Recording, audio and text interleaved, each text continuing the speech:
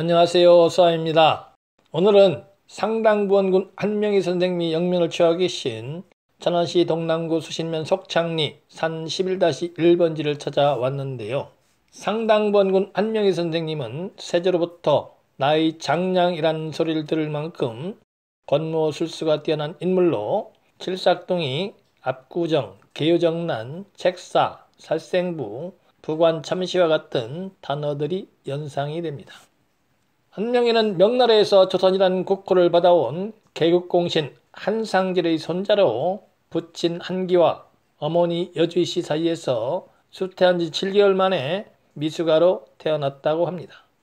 그는 과거에 번번이 실패를 하다가 38살이 되던 해 조상이 세운 음덕으로 관직에 나가는 문음으로 경덕궁을 지키는 궁지가 되었고, 수양대군을 도와 단종을 폐위시키고 왕으로 즉위시키는데 크게 기여한 후 승승장구하여 영의정의 즉위에 오르고 두 딸을 여정과 성종에게 시집을 보내 왕의 장인, 즉 상당부원군이 된 인물입니다.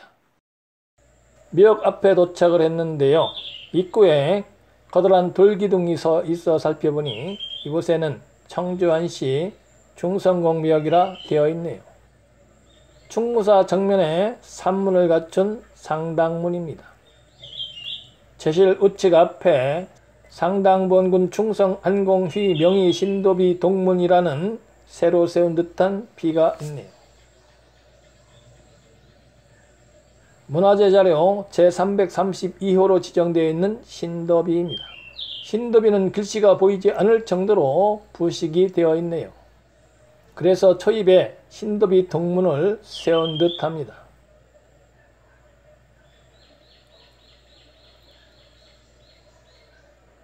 상당부원군 묘입니다.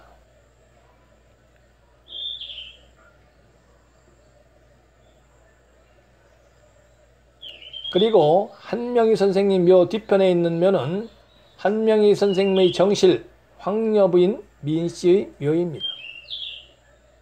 정면에는 장명등이 있는데요. 이 장명등은 피장자의 신분에 따라 엄격히 적용을 했다고 하는데요. 즉 일품 이상의 재상에 한해서 세울 수 있었다고 합니다. 그리고 좌측에 무인석 2개가 나란히 서 있고, 우측에도 좌측과 동일한 무인석이 나란히 서 있습니다. 이제 묘지 뒤편으로 올라가 보겠습니다. 묘지 뒤편으로 약 150m 정도를 올라왔는데요. 저 위쪽에서 경사를 이루면서 뻗어내리는 형상입니다. 이제 다시 내룡을 밟으면서 묘지 쪽으로 내려가 보겠습니다.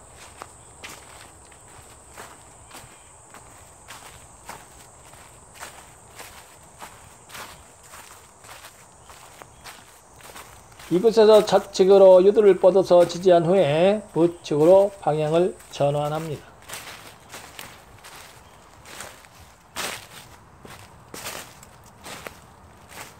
용맥의 등성 이 부분이 상당히 두툼합니다.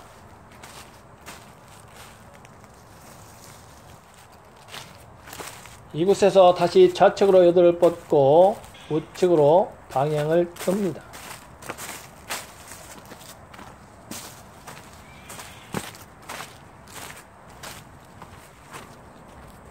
이곳에서는 우측으로 유도를 뻗고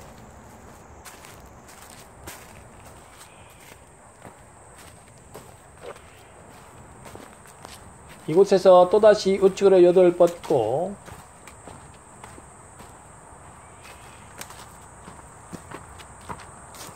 이곳에서 세 번째 연달아 유도를 뻗으면서 좌측으로 용머리를 돌립니다. 약간 낮은 곳으로 내려앉으면서 결이 난 형상인데요. 일자협으로 상처도 없고 견윤한 형상으로 아주 멋집니다.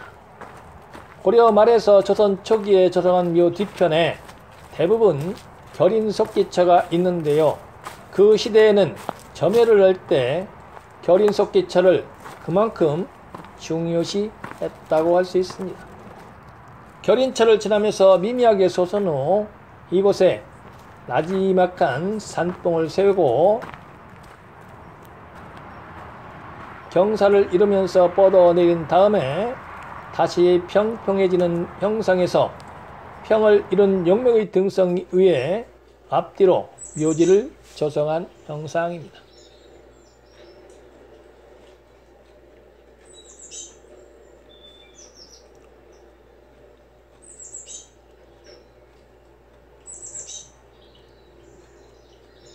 이곳이 용맥의 등성이 부분이 가장 넓은 곳이고 또한 경사를 이루면서 뻗어내리던 용맥이 평평한 땅과 맞닿는 읍내 양수처에 해당합니다. 그런데 이상합니다. 그 당시는 주로 이 부분에 묘를 조성했던 시기였습니다. 그런데 이곳에서 10여 미터 앞에 묘가 있습니다. 아마도 묘지를 조성하기 전에는 현재와 다른 형상이었을 가능성이 높다 할 수 있습니다. 즉 묘지 좌측은 여분의 육지가 없는 반면에 우측은 이곳으로 늘어지는 육지가 두툼하게 붙어 있습니다. 이와 같은 형상만 보더라도 용맥이 단정한 모습이 아니라 할 수 있습니다.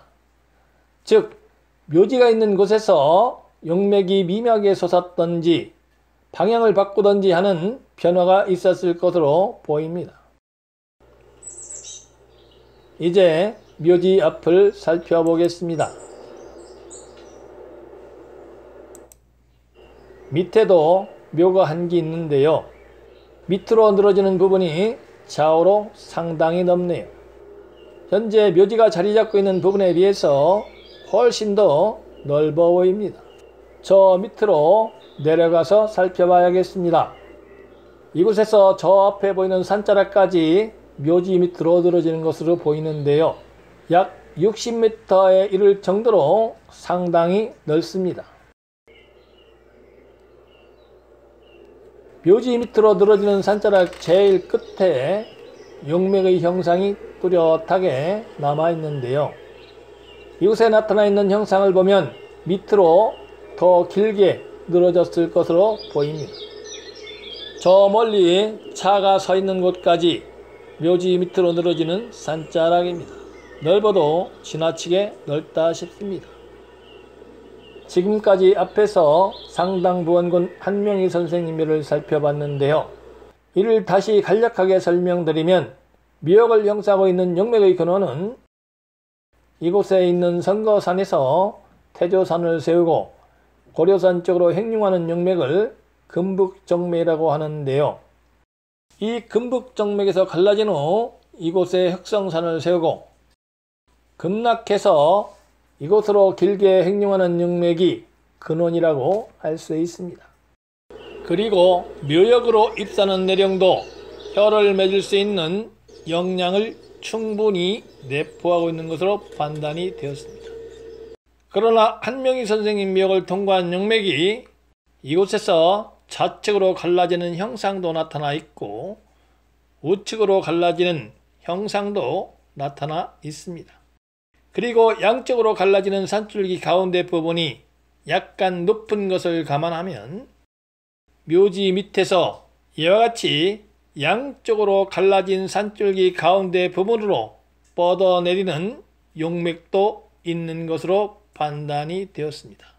묘지 밑에서 이와 같이 용맥이 갈라진 사이를 뚫고 나오는 천심하는 용맥의 형상을 이루고 있으면 그 위쪽에 있는 묘지 부분에 혈이 맺힐 수 없습니다. 그러므로 용맥이 갈라지고 천심하는 형상이 분별하기도 어려울 정도로 미미한 형상을 이루고 있다 하더라도 절대로 무시하면 안 됩니다. 또한 상당부원군 한명희 선생님이 영면을 취하고 계신 곳의 산도를 그려보면 이와 같은데요. 좌청룡과 오백호는 잘 갖추어져 있다고 할 수 있습니다. 그러나 성천천 건너편에 있는 새남산을 은산으로 삼고 있고 묘지와 새남산 사이에는 제법 큰 개천이 흐르고 있기 때문에 개천을 따라오는 바람이 묘역으로 불어드는 것을 막을 수 없으므로 보국이 완벽한 형상을 이루지 못하였다 할 수 있습니다. 따라서 이와 같이 바람의 영향을 받을 수 있는 곳으로 뻗어내리는 용맥이 혀를 맺을 수 있는 역량을 내포하고 있으면 대체로 바람이 덜 타는 낮은 곳으로 내려앉으면서 다시 스스로 바람을 피할 수 있는 조건을 마련하고 혀를 맺히는 것이 보통입니다. 오늘은 한명희 선생님에 대해서 말씀을 드렸는데요. 제가 영상을 올리면서 묘역 밑에 지은 묘막에서 태어난 산지기의 아들이 큰 인물이 된 사례에 대해서 몇 차례 말씀을 드렸는데요. 이는 묘지 및 낮은 곳으로 늘어지는 부분을 무시했기 때문입니다. 즉 높은 곳에 올라타 군림하면서 호령하는 곳은 용맥이 끝나는 부분과 거리가 있고 바람의 영향도 받을 확률이 높고 낮은 곳으로 흐르는 물의 기운도 취하기 어려워 혈이 맺히기 어려운 반면에 낮은 곳으로 내려앉은 안정천은 대부분이 용맥이 끝나는 부분에 해당하고 높은 곳에 비해서 바람의 영향도 받을 확률이 적고 물이 흐르는 곳도 가까우므로 물의 기운도 취하기 용이합니다. 따라서 이와 같이 낮은 곳으로 내려앉은 용진천은 높은 곳에 비해서 혈이 맺히기 수월한 조건을 갖추고 있으므로 그만큼 혈이 맺힌 명당이 될 수 있는 확률이 높다는 말씀을 드리면서 오늘의 영상을 마무리하고자 합니다.